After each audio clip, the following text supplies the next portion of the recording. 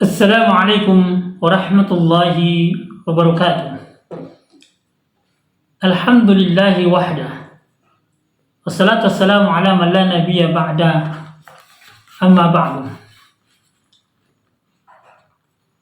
Saudara sekalian yang sangat berbahagia, kembali kita bersyukur kepada Allah Subhanahu wa ta'ala. Kemudian kita berselawat atas Rasulullah Muhammad sallallahu alaihi wasallam. Allahumma salli ala Muhammad wa ala ali Muhammad. Sekarang kita kembali melanjutkan bacaan kita tentang kitab Muqaddimah yang ditulis oleh Ibnu Khaldun. Kali ini Ibnu Khaldun berbicara tentang kekuasaan dan tanggung jawab. Ibnu Khaldun menggunakan istilah al-mulk yang terdapat dalam kitab Muqaddimah dapat diinterpretasikan sebagai gambaran perenungan Ibnu Khaldun tentang kondisi sosial politik di negara-negara Arab Islam yang senantiasa dililit konflik antara elit kekuasaan. Sungguh pun terbatas pada wilayah negara-negara Arab Islam dan rentang waktu yang relatif jauh. Prediksi-prediksi analisisnya berlaku universal dan masih relevan untuk dicermati dalam realitas percaturan politik kontemporer, terutama di beberapa negara yang memiliki kultur keagamaan yang sama. Kekuasaan menurut Ibnu Khaldun sebenarnya terbentuk melalui kemenangan suatu kelompok tertentu atas lainnya. Kekuasaan itu merupakan kedudukan menyenangkan, meliputi berbagai kesenangan materi maupun maknawi, material maupun spiritual, visible maupun invisible, sehingga untuk mendapatkannya seringkali melalui kompetisi menggemparkan dan sedikit orang yang mau menyerahkannya. Karena partai, sebagaimana dijelaskan di atas, menjadi proses awal bagi justifikasi kekuasaan, maka partai acap kali menjadi proteksi, pembela, bahkan klaim untuk segala persoalan itu.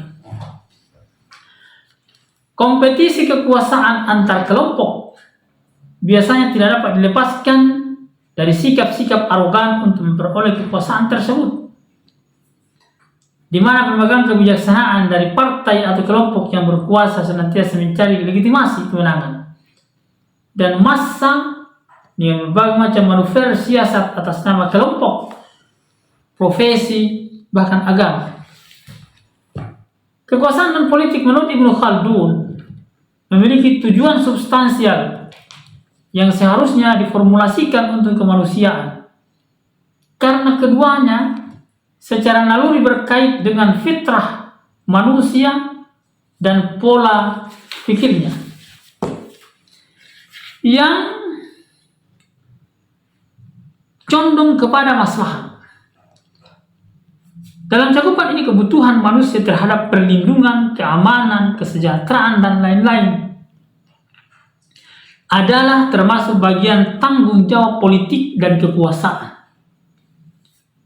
Rumusan kekuasaan dan politik seperti yang ditawarkan Ibnu Khaldun bermuara dari pemahaman bahwa kekuasaan dan politik merupakan tanggung jawab dan amanah dari Allah Subhanahu wa ta'ala dalam rangka implementasi undang-undangnya bagi segenap manusia untuk kemaslahatan, membantu yang lemah, merangkul semua pihak, menjunjung tinggi hukum, mendengar aspirasi, mengentas para mustad'afin, berprasangka baik terhadap pemeluk agama, dan menghindari tindakan makar dan lain-lain, adalah cermin etika politik yang senantiasa menjadi pijakan praktis dalam setiap tindakan politik.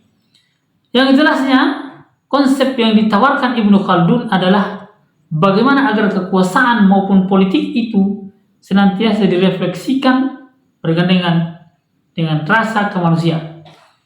Pandangan inilah yang membedakan antara Ibnu Khaldun dan Niccolo Machiavelli yang hidup pada tahun 1469 sampai 1528 Masehi. Seorang filsuf dan politikus yang berkebangsaan Italia yang menulis ide-ide bangunan sosial politik kenegaraan dalam bukunya The Pinch. Dalam buku tersebut, Machiavelli mempropagandakan sistem yang baru, yang liberal secara religi maupun moral. Sehingga aliran Machiavelli, yang biasa kita kenal dengan Machiavellisme, tidak peduli apakah tindakan politik yang dijalankan itu bermuatan trik-trik, tipu daya, jujur atau tidak jujur. Yang penting tujuannya tercapai. Saudara sekalian yang berbahagia, menurut Ibnu Khaldun, suatu suku mungkin dapat membentuk dan memelihara suatu negara apabila suku itu memiliki sejumlah karakteristik sosio-politik tertentu yang oleh Ibnu Khaldun disebut dengan ashabiyah. Karakteristik ini justru berada hanya dalam kerangka kebudayaan desa. Oleh karena itu, penguasaan atas kekuasaan dan pendirian negara, sehingga muncul kebudayaan kota akan membuat sirnanya ashabiyah yang mengakibatkan melemahnya negara. Saudara sekalian, Ibnu Khaldun tidak menyederhanakan persoalan hanya dengan menyatakan bahwa kekuatan ashabiyah yang akan menghasilkan kebenaran. Ia melihat ashabiyah dalam konteks nomaden.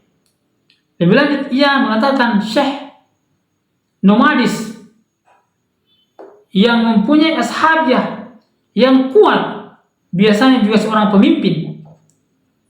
Biasanya juga seorang pemimpin yang baik. Di balik kekuatan dan kebenaran biasanya berjalan seiring. Ashabiyah ini, kata Ibnu Khaldun, yang kuat juga menunjukkan watak yang baik dan kualitas kepemimpinan yang tinggi. Kemudian Ibnu Khaldun mengklasifikasi raja ke dalam pemimpin dan penguasa. Ternyata ashabiyah itu tidak memperoleh tempat bila kekuasaan memegang peranan. Apabila kekuasaan mulai mengganti kepemimpinan, maka ashabiyah setahap demi setahap kehilangan kekuatan dan akhirnya mati. Ashabiyah adalah kekuatan penggerak negara dan merupakan landasan tegaknya suatu negara atau dinasti. Bila mana negara atau dinasti tersebut telah mapan, maka ia akan berupaya menghancurkan ashabiyah. Ashabiyah mempunyai peran besar dalam perluasan negara setelah sebelumnya merupakan landasan tegaknya negara tersebut. Lalu bila ashabiyah ini kuat, maka negara yang muncul akan luas.